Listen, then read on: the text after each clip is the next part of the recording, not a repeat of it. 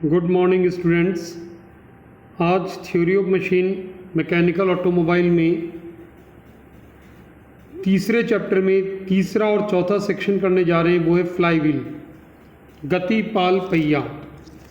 Last turn पे हमने last lecture में ये देखा था कि किस प्रकार से टर्निंग मोमेंट क्रैंक एंगल पर निर्भर करता है, टी का मान थीटा पर निर्भर करता है, और इस टर्निंग मोमेंट और क्रैंक एंगल के बीच के ग्राफ को टर्निंग मोमेंट डायग्राम कहते हैं, घुमाऊ आघूर्ण आरेख कहते हैं।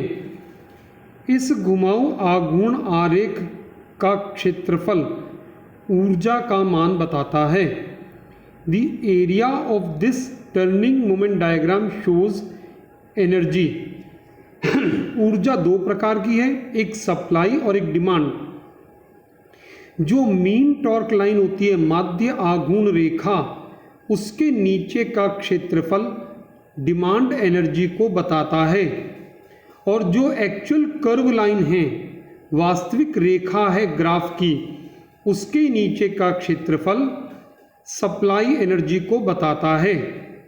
तो हम सबसे पहले जो पढ़ेंगे वो आपकी स्क्रीन पर एक ये दिख रहा है, 3 बार 2013, 15, 16 में आया हुआ। इसके पहले के वर्षों में भी आया, लेकिन जो विचार में हमने लिया 2012 और उसके बाद के ही लिए हैं।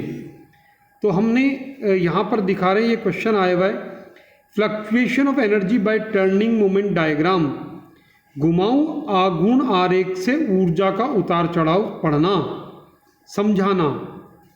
एक ये double acting cylinder steam engine का एक टर्निंग मोमेंट डायग्राम शो किया गया है, टी और थीटा। इस चित्र में देखिए, ऊर्ध्वाधर अक्ष पर टी टर्निंग मोमेंट है, क्षैतिज अक्ष पर थीटा है क्रैंक एंगल। एक्चुअल ग्राफ आपका है ओ ए बी सी डी और इस प्रकार से चल रहा है। एक आपको मीन टॉर्क लाइन भी शो की हुई है, माध्य आघूर्ण रेखा, जो कि जी पर कट कर रही है ऊर्ध्वाधर अक्ष को, ये दिख रहा है हमको। अब हम इस ग्राफ को समझने के लिए कि इस ग्राफ में ऊर्जा का उतार चढ़ाव कैसे समझ में आता है, फ्लक्चुएशन ऑफ एनर्जी कैसे समझ में आती है, तो इस ग्राफ के कुछ सेक्शंस को पढ़ेंगे। सबसे पहले ओए सेक्शन को पढ़ेंगे, फिर एबीसी सेक्शन को विचार में लेंगे, फिर ऐसे सीडी को लेंगे, फिर ऐसे आगे लेंगे। तो हमको आइडिया लगेगा कि डिमांड एनर्जी और सप्लाई एनर्जी में क्या रिलेशन है, किस प्रकार से एनर्जी फ्लक्चुएट हो रही है। सबसे पहले पार्ट ओ ए, तो ये 2 पॉइंट जो इंपॉर्टेंट है वो यहाँ पर लिखे हुए हैं कि माध्य घुमाऊ आघूर्ण रेखा मीन टॉर्क लाइन के नीचे का क्षेत्रफल डिमांड एनर्जी को बताता है, और घुमाऊ आघूर्ण वक्र टर्निंग मोमेंट कर्व जो है उसके नीचे का जो क्षेत्रफल है वो सप्लाई एनर्जी को बताता है। सबसे पहले पार्ट ओ ए, उस ग्राफ का पार्ट ओ ए यहाँ पर दर्शाया गया है। ओ ए में माध्य रेखा है ए जी और एक्चुअल कर्व है ओ ए जी के नीचे का क्षेत्रफल प्लस ओ ए के नीचे का क्षेत्रफल, ऐसा करके 2 टुकड़ों में इस ग्राफ को हम समझ सकते हैं। अब क्लियर कट दिख रहा है डिमांड एनर्जी का ग्राफ, ये देखिए शेडेड एरिया देखिए, और सप्लाई एनर्जी का शेडेड एरिया, यानी जीए के नीचे का एरिया डिमांड एनर्जी कहला रहा है, और ओ ए के नीचे का एरिया सप्लाई है। यहाँ पर डिमांड ज़्यादा है सप्लाई से इस ग्राफ के पार्ट में। नेक्स्ट पार्ट जो है ए बी सी, इसको भी 2 पार्ट में देखें। मीन लाइन के नीचे ए सी, एक्चुअल कर्व के नीचे ए बी सी। ए सी के नीचे का एरिया डिमांड है और ए बी सी इस डोम के नीचे का एरिया सप्लाई है। यहाँ क्लियर है supply is greater than demand. पिछली बार demand was greater than supply, here supply is greater than demand. स्पष्ट है कि चक्र के दौरान कभी डिमांड एनर्जी सप्लाई एनर्जी से ज़्यादा है तथा कभी डिमांड एनर्जी सप्लाई एनर्जी से कम है, अर्थात ऊर्जा में उतार चढ़ाव होता है। एनर्जी इज फ्लक्चुएटेड, और इस एनर्जी फ्लक्चुएशन के कारण स्पीड का फ्लक्चुएशन होता है। Now function of flywheel. Flywheel is a machine, is used in machines that serve as a reservoir, एक संग्राहक के रूप में काम में आता है, which stores energy during the period when supply energy is more than the requirement। जब प्रदान की गई ऊर्जा मांग ऊर्जा से ज़्यादा हो तब ये ऊर्जा को स्टोर कर लेता, अपने आप में संग्रहित कर लेता है। And relieves during the period when requirement is more than supply, फिर इस ऊर्जा को निकाल देता है कब, जबकि मांग ज़्यादा और सप्लाई कम हो। By supplying the required energy a flywheel controls the speed variation, इस प्रकार से फ्लाईव्हील गति के परिवर्तनों को नियंत्रित करता है। Caused by cyclic fluctuation of engine turning moment, जो इंजन के टर्निंग मोमेंट के चक्रीय परिवर्तन हैं उनके कारण जो एनर्जी का फ्लक्चुएशन हो रहा है, ऊर्जा का उतार चढ़ाव हो रहा है, जिसके कारण गति का उतार चढ़ाव हो रहा है, इनको रेगुलेट करता है, नियंत्रित करता है फ्लाईव्हील। अब हम पढ़ें परिभाषा coefficient of fluctuation of speed, CS, गति का उच्चावन गुणांक, हिंदी में ऐसे कहते हैं गति का उच्चावन गुणांक, coefficient of fluctuation of speed.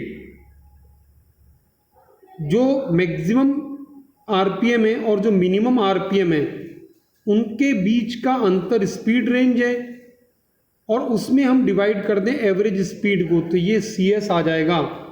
CS is defined age difference between maximum and minimum speed by the average speed. N1 minus N2 upon N, formula देख सकते हैं अपन, जो N है वो एवरेज स्पीड है, N1 प्लस N2 बाई 2 मान रखेंगे। CS का formula 2N1 minus N2 upon N1 plus N2। Omega और वेलोसिटी के रूप में भी इसी फॉर्मूले को लिखा गया है, सेम रहेगा फॉर्मूला, बस फर्क सिंबल का आ जाएगा। 2N1 minus N2 upon N1 plus N2, 2 omega 1 minus omega 2 upon omega 1 plus omega 2, 2 V1 minus V2 upon V1 plus V2। सामान्य और प्रसिद्ध सूत्र जो पहला है 2N1 minus N2 upon N1 plus N2। CS का कोई मात्रक नहीं होगा, ऊपर भी हर में भी अंश में भी स्पीड है, हर में भी स्पीड है, सेम फिजिकल क्वांटिटी है, इसलिए डायमेंशन लेस होगा, विमाहीन। सामान्यतः इसे प्रतिशत में प्रदर्शित करते हैं, जैसे 2%, 4% ऐसा दिया हुआ होता है, और प्लस माइनस अगर दिया है तो हम उसको डबल कर लेंगे, तो प्लस माइनस 2% हो तो 4% हो जाएगा, और 4/100 यानी 0.04 न्यूमेरिकल में ये वैल्यू काम मिलेंगे। Next, fluctuation of energy. अभी हमने देखा फ्लक्चुएशन ऑफ एनर्जी को समझा था, अब उसी को थोड़ा देखें। फ्लक्चुएशन ऑफ एनर्जी में be determined by turning moment diagram for one complete cycle of rotation. एक चक्र में ऊर्जा का कितना उतार चढ़ाव हो रहा है, यानी E1 minus E2, maximum energy minus minimum energy during the cycle, that can be calculated by turning moment diagram. By variation of energy above and below the mean resisting torque line are called fluctuation of energy. इनका भी एक coefficient है CE, ये defined होता है maximum fluctuation of energy upon work done per cycle, delta E upon W। देखिए एक शब्द है डेल्टा E, डेल्टा त्रिभुज का एक संकेत होता है, इसका अर्थ होता है परिवर्तन, ऊर्जा में परिवर्तन, और नीचे वर्क डन पर साइकिल, प्रति चक्र किया गया कार्य। ये जो प्रति चक्र किया गया कार्य न्यूमेरिकल में इसको कितने तरीके से निकालेंगे नेक्स्ट स्लाइड में अपन ध्यान से देखें। वर्क डन पर साइकिल आप देखें, पहला फॉर्मूला दिया T मीन इंटू थीटा, माध्य टॉर्क गुणा थीटा, थीटा यानी crank angle during this cycle. 2 stroke है तो 2 पाई, 4 स्ट्रोक है तो 4 पाई, और कोई चक्र है तो उतने पाई। T मीन माध्य torque, theta angle turned, 2 pi in case of 2 stroke and 4 pi in case of 4 stroke and any other in case of other cycles। T mean का मान इसके अलावा ऐसे भी निकाल सकते हैं 60p अपॉन 2 पाई n वाले फॉर्मूले से, और work done per cycle P into 60 upon small n से भी निकाल सकते हैं। Small n number of working stroke पर मिनट है, जो कि कैपिटल N के बराबर होगा अगर 2 स्ट्रोक इंजन है, और n/2 होगा अगर 4 स्ट्रोक इंजन है तो। क्लियर। नेक्स्ट अब देखें डेल्टा E का सूत्र, एक्सेस एनर्जी का सूत्र। देखिए ऊर्जा का उतार चढ़ाव maximum fluctuation of energy delta E कहलाता है। इस डेल्टा E का सूत्र सिद्ध करने के लिए E1 और E2 दो चाहिए। डेल्टा E बराबर होगा E1 माइनस E2।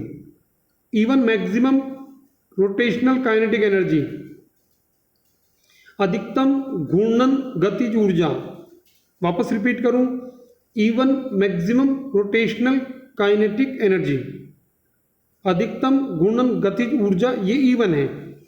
इसी प्रकार से E2 minimum rotational kinetic energy, न्यूनतम घूर्णन गतिज ऊर्जा है E2। E जो होता है सामान्यतः हाफ mv² होता है, हमको गतिज ऊर्जा का सूत्र सभी को विदित है, m द्रव्यमान और v लीनियर वेलोसिटी, ये रेखीय गति में गतिज ऊर्जा का सूत्र है। फ्लाईव्हील घूर्णन गति कर रहा है, घूर्णन गति में अब हमने पिछली कक्षाओं में पढ़ा है, नहीं तो याद रखिए, द्रव्यमान के स्थान पर जड़त्वाघूर्ण का प्रयोग करते हैं I, स्मॉल m की जगह I आता है, कैपिटल I, इसको जड़त्वाघूर्ण कहते हैं, मोमेंट ऑफ इनर्शिया कहते हैं। मोमेंट ऑफ इनर्शिया किलोग्राम गुणा मीटर स्क्वायर होता है। v जो है वो लीनियर वेलोसिटी है, इसकी जगह हम लेंगे ओमेगा, एंगुलर वेलोसिटी, कोणीय वेग। तो गतिज ऊर्जा का सूत्र हाफ mv² के स्थान पर बनेगा हाफ I ओमेगा स्क्वायर। देखिए हाफ mv² गतिज ऊर्जा का सूत्र है, हाफ I ओमेगा स्क्वायर ये भी गतिज ऊर्जा का सूत्र है, लेकिन half mv² linear kinetic energy है, रेखीय गतिज ऊर्जा का सूत्र है। और चूंकि फ्लाईव्हील घूर्णन गतिज करता है, अतः इसका सूत्र होगा half I omega square. Omega कोणीय वेग है, I जड़त्वाघूर्ण है। तो स्क्रीन पर आपको दिख रहा है ω1 मैक्सिमम एंगुलर वेलोसिटी है, अधिकतम कोणीय वेग, ω2 न्यूनतम कोणीय वेग है, I जड़त्वाघूर्ण है, मोमेंट ऑफ इनर्शिया, जिसका मात्रक किलोग्राम गुणा मीटर स्क्वायर mr² है। अब हम देखें E1 और E2 maximum kinetic energy, minimum kinetic energy. E1 का सूत्र देखें half I ω1², E2 half I ω2²। Delta E का मान हुआ E1 माइनस E2, E1 की जगह रखा हाफ I ω1², E2 की जगह रखा half I ω2², half I common निकाला, ब्रैकेट में बच गया ω1² माइनस ω2², a² माइनस b² गणित का सूत्र लगाया, ω1 प्लस ω2, ω1 माइनस ω2। अब इन दो को यानी कोणीय गतियों का योग ω1 प्लस ω2, कोणीय गतियों का अंतर ω1 माइनस ω2, इनके मान को निकालेंगे। योग को निकालने के लिए माध्य गति के सूत्र का प्रयोग करेंगे। हम जानते हैं कि ओमेगा होता है ω1 प्लस ω2/2, तो यहाँ से ω1 प्लस ω2 का मान हो गया 2ω। इसी प्रकार से हम जानते हैं ω1 माइनस ω2 अपन ओमेगा बराबर होता है CS, तो ω1 माइनस ω2 आ गया ωCS। अब इन दोनों के मान रखेंगे, तो डेल्टा E का मान आ गया हाफ I, सबसे पहले ω1 प्लस ω2 उसकी जगह रखा 2ω, फिर है ω1 माइनस ω2 उसकी जगह रखा ωCS, 2 से 2 कट गया। सबसे महत्वपूर्ण सूत्र, 4 टर्म का सूत्र, डेल्टा E बराबर I ω² CS। इस सूत्र में 4 टर्म हैं, डेल्टा E, I, ओमेगा और CS। वापस मैं अंत में आपको रिपीट कर दूं, इस सूत्र में 4 टर्म हैं, डेल्टा E जो एक्सेस एनर्जी है, जो कि जूल में होगा, और जूल न्यूटन गुणा मीटर होता है, याद रखिए। आगे आपको न्यूमेरिकल में ग्राफ देंगे, उसके वाई अक्ष पर न्यूटन होगा, एक्स अक्ष पर मीटर, वाई अक्ष पर न्यूटन मीटर होगा, एनर्जी का चेंज, टर्निंग मोमेंट होगा, आघूर्ण होगा, और एक्स अक्ष पे होगा आपके डिग्री, रेडियन, दोनों को गुणा करेंगे ऊर्जा आ जाएगा। तो डेल्टा ई होगा आपका न्यूटन मीटर जो कि जूल है, आई होगा आपका किलोग्राम गुणा metre square, moment of inertia m²। Generally यही निकलवाते हैं। ओमेगा जो है 2πn/60 होगा, n RPM एवरेज, तो ओमेगा का स्क्वायर 2πn/60 का स्क्वायर, और CS जो होगा आपको न्यूमेरिकल में सामान्य तौर पर दिया होगा, नहीं तो सूत्र भी है n1 माइनस n2/n या ω1 माइनस ω2/ω।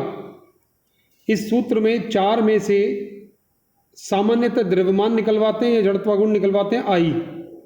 तो डेल्टा E का मान, ओमेगा का मान और CS का मान निकालना होता है। डेल्टा E का मान निकालना सबसे महत्वपूर्ण है। वो या तो ग्राफ से निकलेगा या ग्राफ से निकलेगा या सीधा दिया हुआ होगा या पंचिंग मशीन और आगे ड्रिलिंग मशीन की केस में अलग प्रकार से निकाला जाएगा। तो इस प्रकार से ये सूत्र हमने देखा फ्लाईव्हील का। इसके साथ ही आज हम इस लेक्चर को समाप्त करते हैं।